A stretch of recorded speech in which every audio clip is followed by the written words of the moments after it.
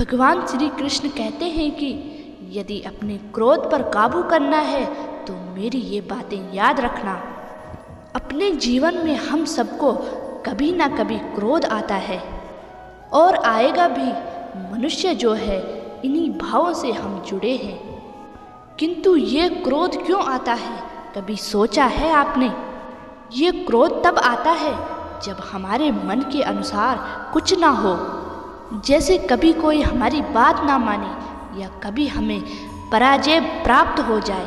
किंतु इन सारी परिस्थितियों में आधार एक ही है कि कहीं ना कहीं किसी न किसी स्थान पे हम दुर्लभ हैं।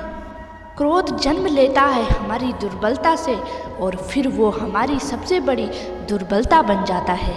यदि क्रोध को वश में ना रखा जाए तो भ्रम जन्म लेता है। अगर भ्रम को वश में ना रखा जाए तो विवेक व्याग्र होने लगता है।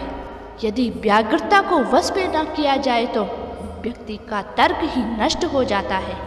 सोचने समझने की शक्ति शून्य हो जाती है और फिर उस व्यक्ति का पतन हो जाता है।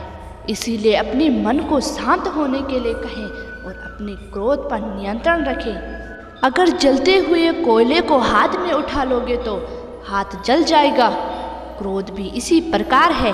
हम सोचते हैं कि अगर हम ये जलते हुए कोयले को किसी की ओर फेंकेंगे तो उसकी हानि होगी, परंतु सर्वप्रथम हमारे ही हाथ जल जाते हैं। क्रोध को सर्वप्रथम आपका नाश करता है, आपके आनंद को छीन लेता है, आपके स्वास्थ्य को बिगाड़ देता है, आपके अस्तित्व को जला देता है। इसलिए इस क्रोध से सावधान रहिए। क्रोध आपके विनाश का कारण बन सकता है।